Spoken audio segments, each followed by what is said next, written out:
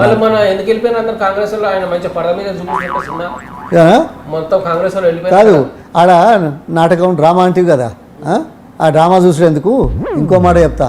నేను పిసిసి అధ్యక్షుడి నుండి మొదట్లో బంగారు తెలంగాణ చేయాల్సిన అవసరం ఉంది. కాంగ్రెస్ పార్టీ ఇంత సంక్షేమ కార్యక్రమాలు 15 ఏళ్ళ అలా అప్పుడు రాజశేఖర రెడ్డి గారు ఉండరు, రోషయ్య గారు ఉండరు, కిరణ్ కుమార్ రెడ్డి ఉండరు. ఈ ప్రభుత్వంలో ఇన్ని ఇబ్బందులున్న తెలంగాణలో మనం భూపాలపల్లిలో పవర్ ప్లాంట్ పెట్టినాం.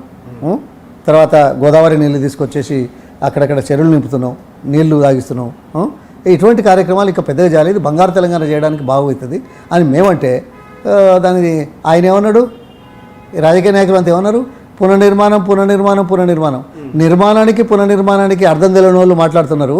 మేము బంగారు తెలంగాణ అంటే ఇప్పుడు బంగారు తెలంగాణ అంటాను. ఈ మాట పొన్నాల లక్ష్మయ్య కాంగ్రెస్ పార్టీ అధ్యక్షుడిగా మొట్టమొదటిసారి మాట్లాడినమాట. మీ టీవీ ఛానల్ తీయండి, పేపర్లు తిరగదోడండి, మాటలు మాట్లాడడానికి ఏమున్నది.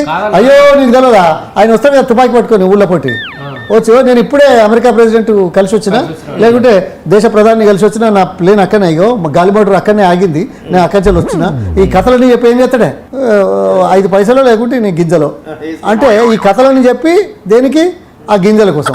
వీళ్ళు కూడా ఈ కథలు చెప్పేది ఎందుకు, ఓట్ల కోసం. ఏదో పని ఇంతసేపు మాట్లాడిండు అని చెప్పి ఓసారి అవకాశం ఇస్తారు. రోజుకి అదే పడబడితే ఇస్తారా? మొత్తానికి మున్సిపల్ ఎలక్షన్ మొత్తం పోయింది, అదే పోయింది కదా. నేను చెప్తున్నా కదా, వాళ్ళు నమ్మిండ్రు, ఆశలు కల్పించిండ్రు. సరే ఇప్పుడు సర్కారు పోయేది కదా, వీళ్ళు ఈ సర్కార్ అయితే ఇంకా 3 ఏళ్ళు ఉంటుంది, ఇప్పుడు ఎందుకు పంచాయతీ పోనీ అనుకున్నారు. సరే చూద్దాం, వచ్చేసారు. ఎప్పటికీ ఒక తీరుడా, ఇవరకు పార్టీలు మారలేదా, ప్రభుత్వాలు మారలేదా? మరి ఒక్కసారి ఒక్క ఎలక్షన్కే 2 ఏళ్ళకే గింత మొత్తం అయిపోయినట్టు అనుకుంటే ఎట్లయితుంది?